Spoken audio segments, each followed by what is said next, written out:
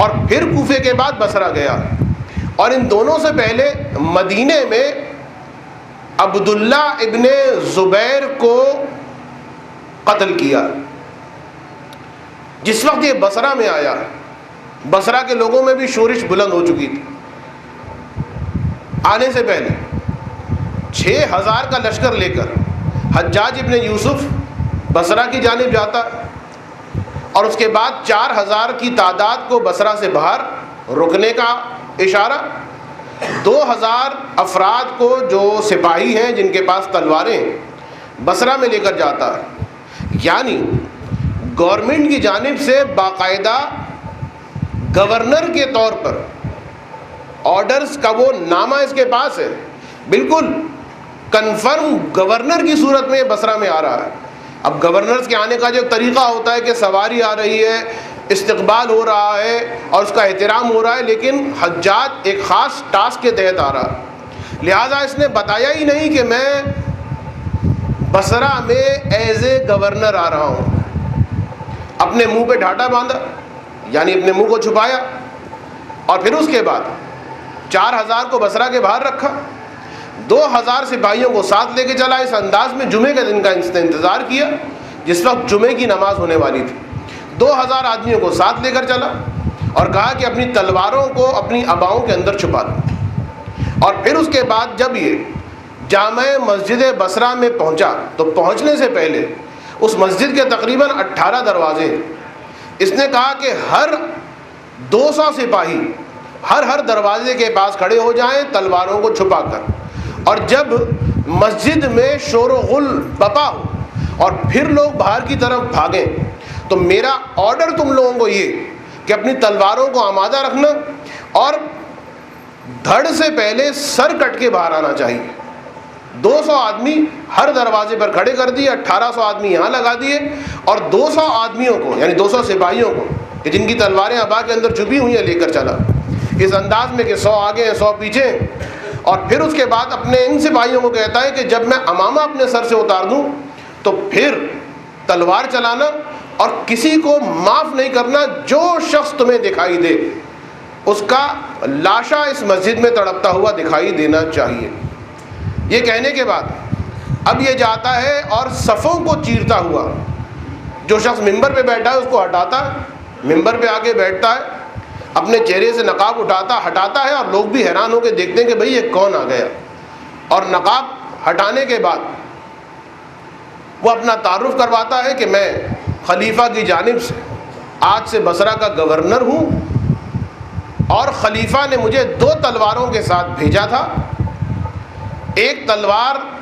رحمت کی تلوار تھی اور ایک تلوار عذاب اور انتقام کی تلوار تھی۔ جو رحمت کی تلوار تھی وہ تو مجھ سے رستے میں کہیں کھو گئی، البتہ عذاب اور انتقام کی تلوار میرے پاس موجود ہے۔ بس یہ جملہ کہا اس نے، بعض لوگ جو بیٹھے ہوئے تھے ان میں سے بعض لوگوں نے پتھر اٹھا کے اس کے اوپر مارنا شروع کیا۔ جب یہ منظر ہوا، ایک مرتبہ اس حجاج نے اپنے امامے کو اتارا، بس امامے کا اترنا تھا، مرتبہ وہ 200 افراد، مسجد میں کوئی ہتھیار لے کر تو آتا نہیں، عام لوگ ہیں نماز پڑھنے کے لیے آئے، ان کے وہم و گمان میں بھی نہیں، 200 افراد کے جن کے پاس تلواریں، مرتبہ تلواریں چلنا شروع ہوئی، لوگ بدحواس ہو کے دروازوں کی طرف بھاگے، اور دروازوں پر پہلے سے 200 آدمی کھڑے، اتنا خون بہا اس مسجد میں کہ اس خون کا سیلاب مسجد کی دیواروں سے، مسجد کے دروازوں سے ہوتا ہوا بصرہ کی گلیوں کے اندر، بصرہ کی گلیوں کو رنگین کرتا رہا۔ اتنا خون حجاج ابن یوسف نے بہایا۔ تو یہ حجاج ابن یوسف، اس کو اسپیشل ٹاس دیا گیا کہ جاؤ اور عبداللہ ابن زبیر کو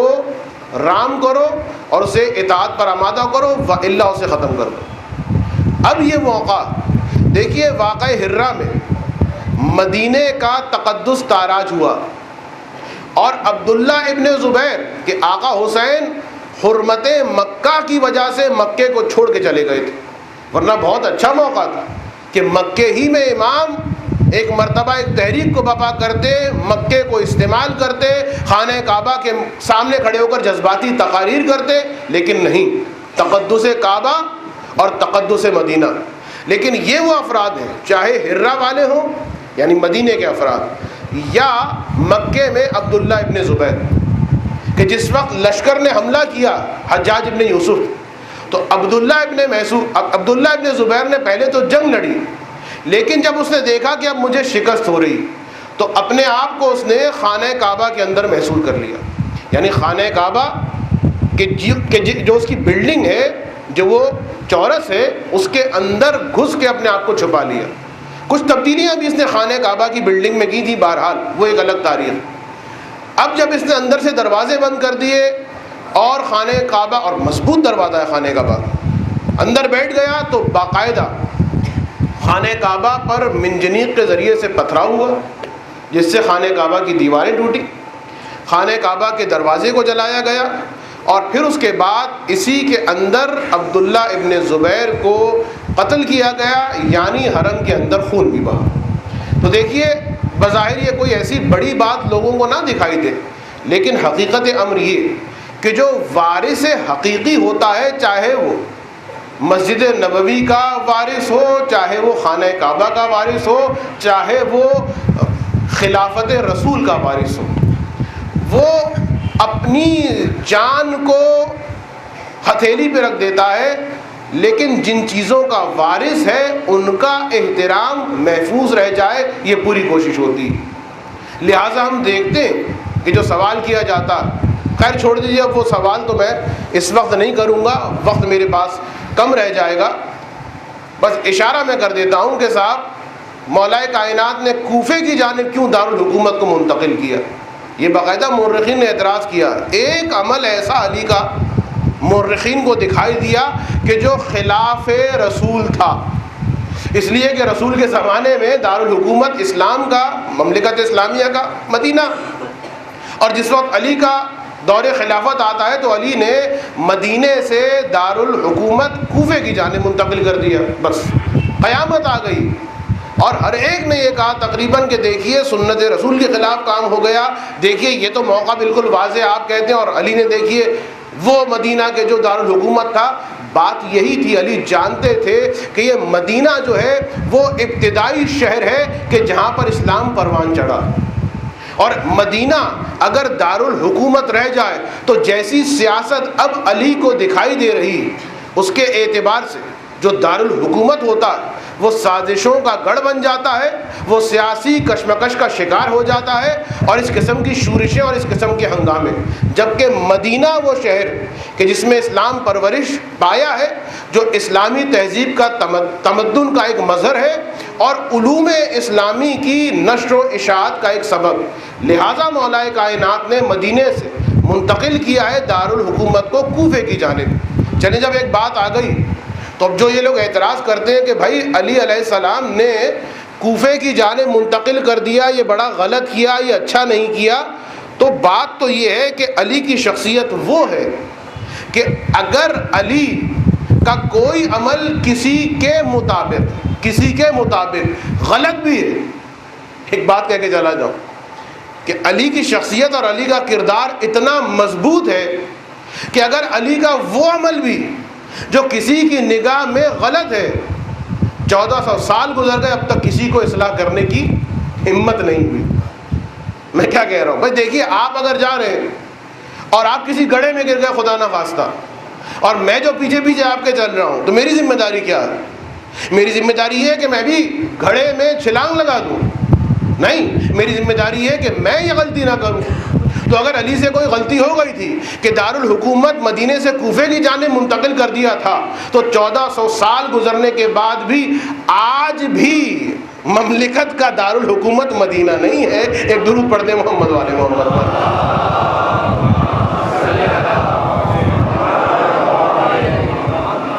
تو خانہ کعبہ کی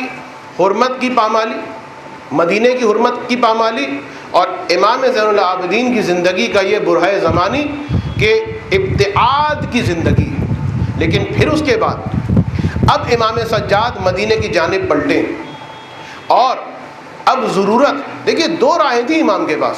اس واقعہ ہرہ سے پہلے کہ یا تو کربلا کے فوراً بعد ایک مرتبہ لوگوں کے جذبات کو بھڑکائیں اور جو بچی کچی قوت ہے علویوں کی اسے ختم کر دیں، اور یا پھر نہیں، تربیت فکری جس کی بہت زیادہ ضرورت ہے اسے انجام دیں۔ دیکھیے میں ایک بات کہہ دوں، اسے کوئی برا محسوس نہ کرے، غلط معنوں میں نہ لے کر جائے، لیکن بعض اوقات جو بعض نوجوان ہمارے جو دیندار ہیں، کچھ جملے کہے جاتے ہیں کہ جو دل پہ بڑے بھاری گزرتے ہیں، ان نوجوانوں کے لیے میں ایک بات کہنا چاہتا ہوں۔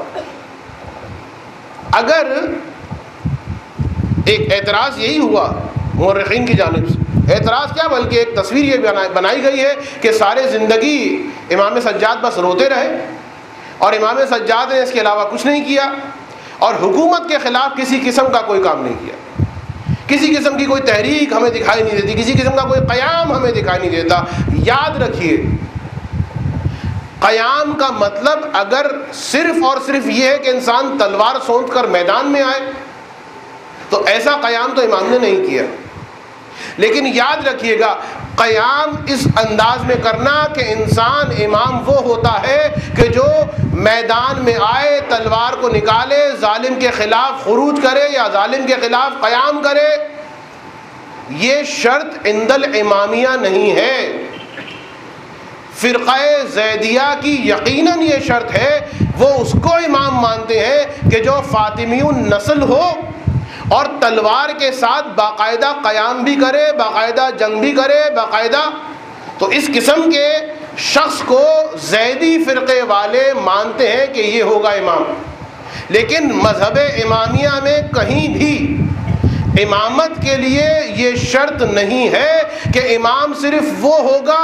جو ظالم کے خلاف تلوار لے کر قیام کرے۔ یہ میں کیوں کہہ رہا ہوں؟ اس لیے کہہ رہا ہوں کہ جب مذہب امامیہ میں دیکھیے آپ جناب زید کے قیام کا سلسلہ، جناب یحییٰ کے قیام کا سلسلہ، اسی زمانے میں امام صادق بھی ہیں، لیکن کسی قسم کی کوئی جنبش بظاہر امام کی جانب سے ہمیں دکھائی نہیں دیتی، یہاں تک کہ صورتحال جو تاریخ میں ملتی ہے وہ یہ کہ ایک گروہ وہ ہے شیعوں کا کہ جو امام صادق کے ساتھ بیٹھ رہا، اور ایک گروہ شیعوں کا وہ ہے کہ جو یحییٰ اور زید شہید کو ماننے والا ہے، ان کی طرف زیادہ راغب ہو رہا ہے۔ تو باقاعدہ تانے دیے جاتے تھے امام صادق کے ساتھ بیٹھنے والے شیعوں کی جانب کہ دیکھو ہم تو قیام کر رہے ہیں، ہم تو خروج کر رہے ہیں، اور تم کیسے ہو کہ تم نہ ظالم کے خلاف کوئی قیام کر رہے ہو نہ خروج کر رہے ہو، یہ کیسا دین ہے، یہ کیسا اسلام ہے، باطل کے خلاف اقدام کرنا چاہیے۔ سوچیے اس موقع پر کس طرح امام صبر کرتے ہوں گے۔ اور یحییٰ، جناب یحییٰ کا میں توہین نہیں کرنا چاہتا، لیکن ان کا جملہ بڑا سخت ہے تاریخ میں۔ صحیفہ سجادیہ کا جو مقدمہ ہے وہاں آپ کو یہ جملہ مل جائے گا، ایک تاریخ جس میں صحیفہ سجادیہ کی تاریخ جس میں موجود ہے وہاں آپ کو مل جائے گا کہ جناب یحییٰ کہ جنہوں نے قیام کیا، ان سے بعض لوگوں نے پوچھا کہ ہم دیکھتے ہیں کہ آپ کی طرف لوگ کم آتے ہیں اور امام صادق کی طرف لوگ زیادہ جاتے ہیں، تو انہوں نے جواب یہ دیا کہ بھائی وہ زندگی کی طرف بلاتے ہیں، ہم موت کی طرف بلاتے ہیں، یعنی ہم قیام کی طرف بلاتے ہیں اور وہ یہ فرماتے ہیں کہ نہیں فی الحال اس طریقے سے قیام نہ کرو۔ تو میں یہ ساری بات اس لیے کہہ رہا ہوں کہ یاد رکھیے مذہب امامیہ میں حتیٰ امام معصوم کے لیے اس کی امامت کی شرائط میں سے قیام کرنا تلوار کے ساتھ جب شرط نہیں ہے، حتیٰ مایہ امتیاز نہیں ہے، حتیٰ مایہ امتیاز نہیں ہے، تو جو مذہب امامیہ امام کے بارے میں اس شرط کا قائل نہیں ہے تو کیسے ہو سکتا ہے اس امام کے غلام جو مراجع اور مجتہد ہیں اگر اپنے زمانے اور اپنے حالات کے اعتبار سے ظالم کے خلاف حسین کی طرح قیام نہیں کر رہے، سجاد کی طرح تربیت افکار کر رہے ہیں۔ یہ ذہن میں رکھیے گا، یہ زیدی فرقہ ہے کہ جس کی یہ ذہنیت ہے، ہر وہ شخص بس صرف وہی شخص ہے، وہی بیدار ہے، وہی زندہ ہے کہ جو قیام کرے، جو تلوار اٹھائے، اور جو نہ کرے وہ نہ بیدار ہے، نہ وہ امام ہے، نہ وہ زندہ ہے۔ یہ ان کا عقیدہ ہے۔ مذہب امامیہ کا عقیدہ یہ ہے کہ قیام کی دو صورتیں ہیں. ایک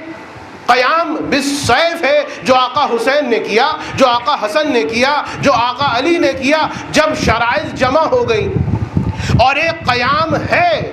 نہضت ہے, جہاد ہے, لیکن اس انداز میں جس انداز میں کبھی چوتھے امام نے کیا, کبھی پانچویں امام نے کیا, کبھی چھٹے امام نے کیا, کبھی ساتویں امام نے کیا. ایک درود پڑھ دیں محمد وآل محمد پر.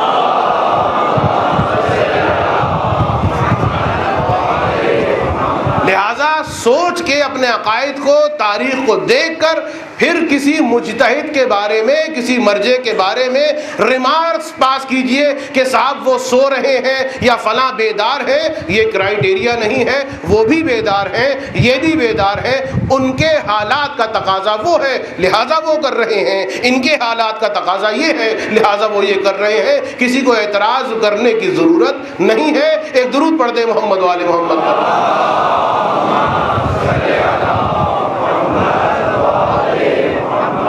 اور بس پھر امام نے جو قیام کیا, یعنی اب یہ وہ برہہ زمانی ہے کہ جس میں سکوت کو اس انداز میں امام نے توڑا کہ اب مدینے میں یہی امام جو گریہ کر کے, جو عزاداری کر کے کبھی کربلا کو یاد دلا رہا, کبھی دعاؤں کے ذریعے سے امام سجاد کی دعاؤں میں تعلیمات اہل بیت سموئی ہوئی ہیں. عقیدہ امامت کو میں ایک جملہ کہہ رہا ہوں, عقیدہ امامت, عقیدہ توحید, عقیدہ نبوت, یہ عقیدہ معاد, یہ تمام عقائد بعنوان عقائد, ان عقائد کی تعلیم دعاؤں کے ذریعے سے دینا یہ سید سجاد کا کارنامہ. اور سید سجاد پھر کس انداز میں, دیکھیے ذہن میں رہے, عبد الملک ابن مروان, حجاج ابن یوسف اس کا گورنر. میں نے تو صرف ایک گورنر کی بات کی, اگر 5 اس کے اور گورنر بیان کر دوں کہ ان کی صورتحال کیا تھی تو تقریر اسی میں نکل جائے گی, دن اسی میں ختم ہو جائیں گے. تو ذہن میں رکھیے گا کہ کس قسم کی حکومتیں اور حالات اتنے خراب ہو گئے, اتنے خراب ہو گئے کہ عبد الملک ابن مروان کے زمانے میں شراب تو عام تھی ہی, ایک خاص چیز کثرت کے ساتھ جو آج ہمارے معاشرے میں ہو رہا, کثرت کے ساتھ ناچنے اور گانے والی کنیزیں. ایک عالم سے زیادہ, ایک سید سے زیادہ اس ناچنے والی کنیز کا احترام پورے پروٹوکول کے ساتھ گورنمنٹ بھی کرتی تھی اور اشراف زادے بھی کرتے تھے. جس طریقے سے آج کل وہ ثقافت کے نام پر بعض پست لوگوں کو عزتیں دی جا رہی ہیں, بعض جگہوں کا افتتاح کروایا جا رہا ہے, کون سا وہ گلوکارہ ہے, وہ رقاصہ ہیں, وہ گلوکار ہیں, وہ فلاں. عبد الملک ابن مروان کے زمانے میں یہ ہوا کہ باقاعدہ کثرت کے ساتھ گانے والی, حد تو یہ کہ گانے والی اپنے 30 گویوں کے ساتھ حج کرنے کے لیے چلی. تو عبد الملک ابن مروان پوری گورنمنٹ کے پروٹوکول کے ساتھ باقاعدہ اس کے عزت و احترام کے لیے, تکریم کے لیے مثلا آگے بڑھتا. شاعری کی نظمیں, شاعری کی محفلیں, یہ یہاں پر میں نے نہیں دیکھا الحمدللہ کراچی میں, لیکن کراچی کے باہر یعنی پاکستان کے باہر یہ بیماری آتی جا رہی. طلحہ کی بیٹی عائشہ مدینے میں شاعرہ, اپنے گھر میں بزم شعر, ادبیات کے حوالے سے, یہی تو چونچلے ہوتے ہیں نا بعض لوگوں کے اپنے آپ کو, ذرا ادبیات کے حوالے سے, شعر کے حوالے سے باقاعدہ محفلیں سجاتی ہے. اور مکس گیدرنگ اسلام میں محفل مشاعرہ میں اس زمانے سے شروع کہ گاؤں تکیہ لگا کے وہ عورت بھی بیٹھی ہوئی ہے, اسی کے کونے میں اس کے ساتھ کندھا سے کندھا ملائے مرد بھی بیٹھا ہوا ہے. اور یہ وہ سارے حالات اور بہت ساری بےہودگیاں اس زمانے کی کہ جسے میں کیا بیان کروں. یہاں تک کہ حالات اتنے ابتر ہو گئے, اتنے ابتر ہو گئے کہ امام, اب میرا حافظہ کام نہیں کر رہا کہ یہ امام نے فرمایا ہے یا مؤرخ نے یا کسی صحابی نے یا کسی راوی نے, میں اس بات کو چھوڑ دیتا ہوں, لیکن یہ جملہ میں نے تاریخ میں مطالعے کے درمیان پڑھا کہ حالات اتنے خراب ہو گئے تھے, لوگ اسلام سے, تعلیمات سے اتنے بے بہرا ہو گئے تھے کہ بنی ہاشم کے خاندان میں کتنے ہی لوگ ایسے تھے، بنی ہاشم کے خاندان میں کتنے ہی لوگ ایسے تھے کہ جو نماز کے بنیادی مسائل سے ناواقف تھے. یہ جملہ لکھا ہے تاریخ میں. یعنی اس زمانے میں ایک باعث ننگ و عار تھا کہ بنی ہاشم کا نوجوان ہے، بنی ہاشم کے خاندان سے تعلق رکھنے والی عورت ہے اور اسے نماز کے، دین کے بنیادی مسائل نہیں پتہ. تو سوچئے بنی ہاشم کی جب یہ حالت تھی، یہ تاریخ ہے، برا مت مانیے گا، تو سوچئے عام لوگوں کی حالت کیا ہوگی. اور مکے اور مدینے میں اتنا زیادہ میوزک، اتنی زیادہ موسیقی. یاد ہوگا آگے جا کر یہ خلیفہ صاحب بھی پیدا ہوئے تھے کہ جو پروگرام بنا کے گئے تھے، پورے گویوں کو ساتھ لے کر گئے تھے کہ خانہ کعبہ کی چھت پہ بیٹھ کر محفل موسیقی سجائی جائے گی، لیکن الحمدللہ رستے ہی میں واصل جہنم ہو گئے. اور یہ جو کلچرل پروگرام خانہ کعبہ کی چھت پہ ہونے والا تھا وہ نہیں ہو پایا. اتنے برے حالات کہ باقاعدہ مورخ کہتے ہیں کہ لگتا یہ تھا، اتنی کثرت سے شراب، اتنی کثرت سے موسیقی، اتنی کثرت سے غنا اور رقص کہ مورخ یہ کہتا ہے ایسا لگتا تھا کہ مکے اور مدینے، سنیے گا جملہ، کہ مکے اور مدینے کو شاید بنایا ہی موسیقی کے لیے گیا. بعض اوقات خدا معاف کرے ایام ازاں میں تو بہرحال نہوئی کی آواز آتی، لیکن ایام ازاں کے علاوہ ذرا گزریے ایسے علاقوں سے کہ جس میں مومنین کی تعداد ذرا زیادہ ہوتی اور کس قسم کی آوازیں ہر گھر سے آ رہی ہوتی ہیں اور کس قسم کی صدائیں ہر گھر سے آ رہی ہوتی ہیں. اس زمانے کو عبد الملک کے اس زمانے سے ذرا ملا کے کچھ سوچئے گا. تو بہرحال چوتھے امام نے جہاد کیا، سکوت توڑا، اور کس انداز میں جہاد کیا ہے کل میں چاہتا ہوں کہ پانچویں امام کی سیرت کو شروع کر دوں، لیکن یہ جو ایک برہائے زمانی ہے کہ امام نے کس انداز میں جہاد کیا، شاید کل کی تقریر اس میں مزید صرف ہو جائے اور پھر پرسوں کی تقریر میں پانچویں امام کی زندگی کے حالات اور اس زمانے میں جو حکام کے حالات تھے وہ آپ کی خدمت میں بیان کیے جائیں. تو چوتھے امام اس شدید عصر اختناق کے اندر ذمہ دار دین و مذہب، اور میں نے بتایا کہ چوتھے امام کا جہاد شروع ہوا ہے کہ جس وقت کربلا میں بیویوں کی چادریں لٹیں، اور پھر اس کے بعد میں نے کل آپ کے سامنے بیان کیا کہ کس طریقے سے اہل حرم کوفے میں وارد ہوئے. اور آپ جانتے ہیں کہ کوفے کو سپاہیوں سے بھر دیا گیا تھا، اس لیے کہ یہ کوفہ ہے اور کوفے میں وہ لوگ ہیں کہ جن کا تعلق کوفے سے ہے، شام سے نہیں ہے. اور جس وقت اہل بیت کوفے میں وارد ہوئے، مسلم جساس کی میں نے روایت پڑھی، آپ نے ایک جملہ سنا تھا کہ ایک عورت بیویوں میں سے کسی سے پوچھتی ہے من ایل اسارا انتن، کہ تم کس قوم اور کس قبیلے کی قیدی ہو. سوال یہ کہ یہ شام نہیں ہے، یہ کوفہ ہے. زینب و ام کلثوم اسی کوفے میں زندگی گزار کر گئی ہیں. یہ عورت کیوں سوال کر رہی ہے، کیوں پہچان نہیں پا رہی؟ تو ایک جملہ مجھے ملا، ملا احمد نراقی اپنی کتاب سیف الامہ کے اندر ارمیہ نبی علیہ السلام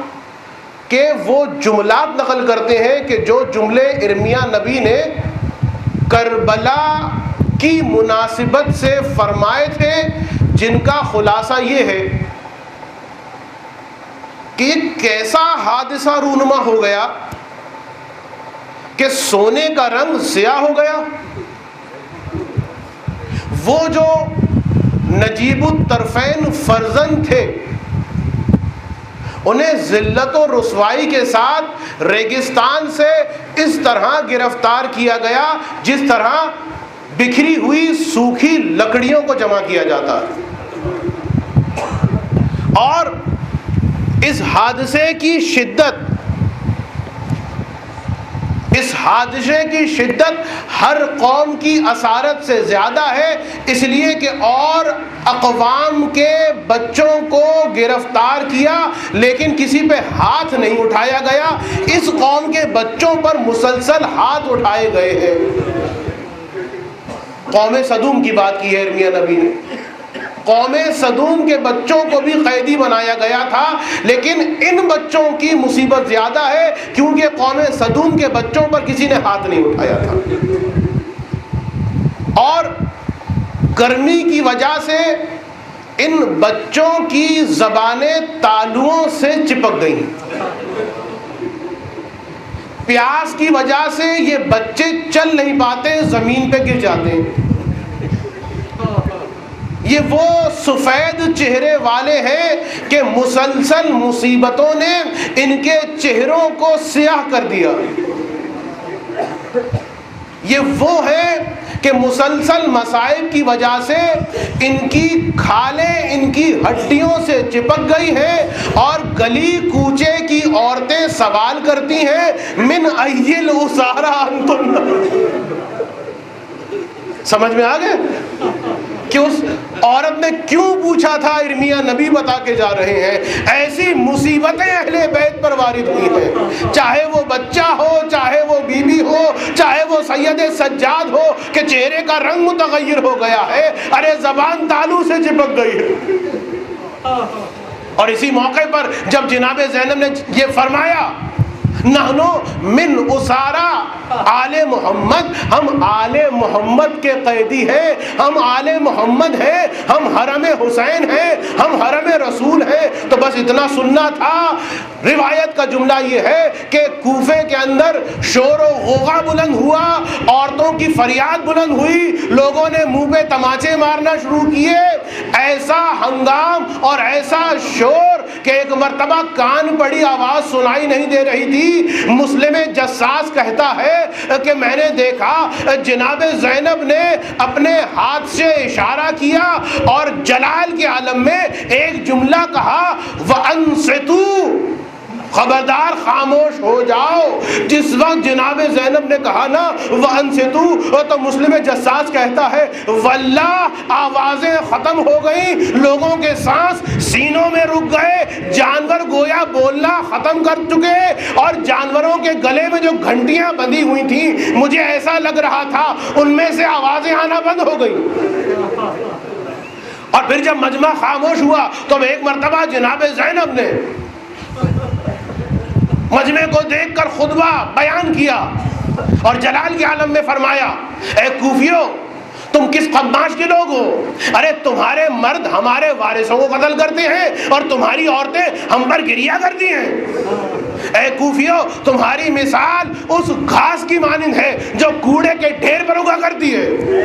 اے کوفیو، تمہاری مثال اس رنگ کی مانند ہے جو کسی قبر پہ کیا جاتا۔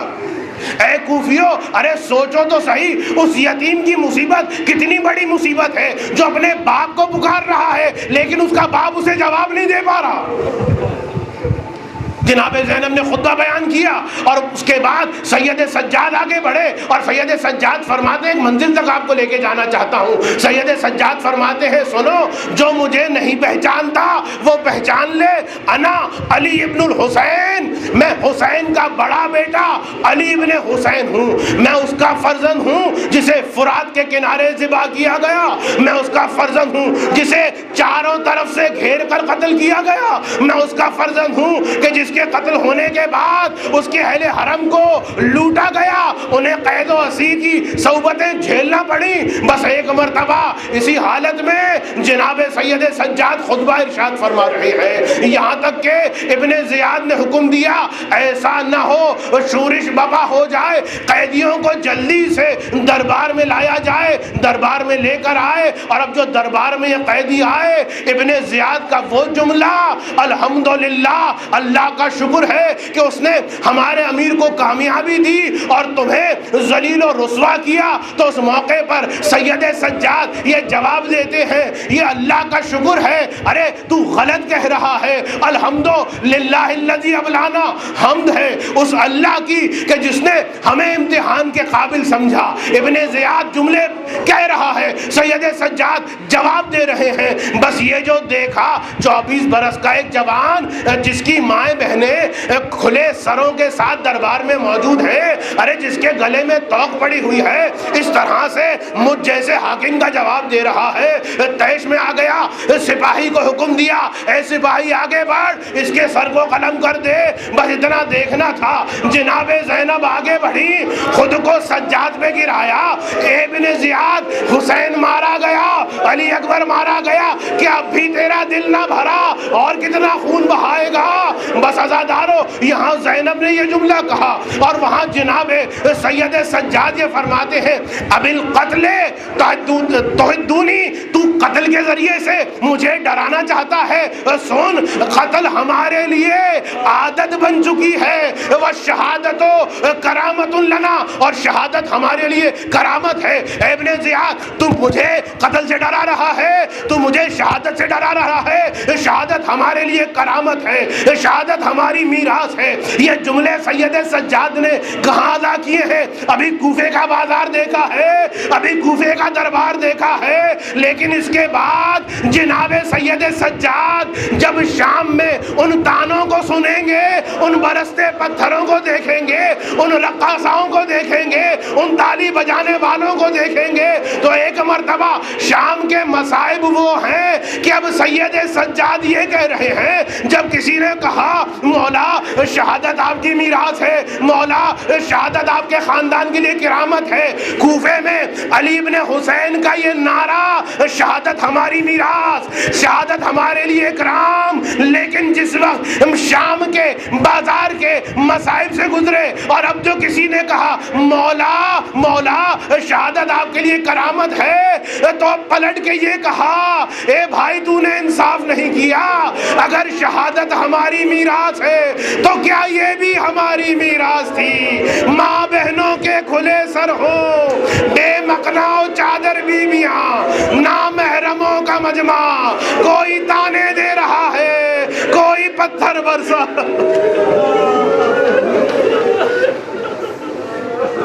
الا ولعنت اللہ علی قوم ظالمین وسيعلم الذين ظلموا أيام منقلب ينقلبون. یا رب الحسین بحق الحسین ارزقنا معرفت الحسین وزیارت الحسین وشفاعت الحسین واشف صدر الحسین بظہور الحجت القائم علیہم السلام.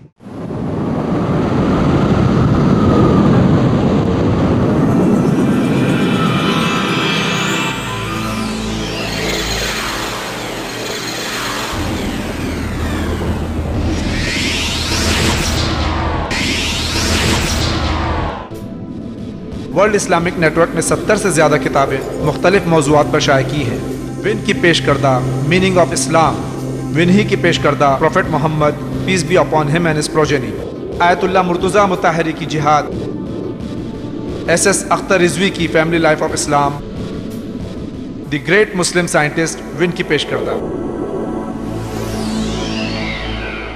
اگر آپ ان کتابوں کو مفت حاصل کرنا چاہتے ہیں تو ہمیں فوراً لکھیے. ہمارا پتہ ہے ورلڈ اسلامک نیٹ ورک 6769 حضرت عباس علیہ السلام اسٹریٹ, ڈونگری, ممبئی 9.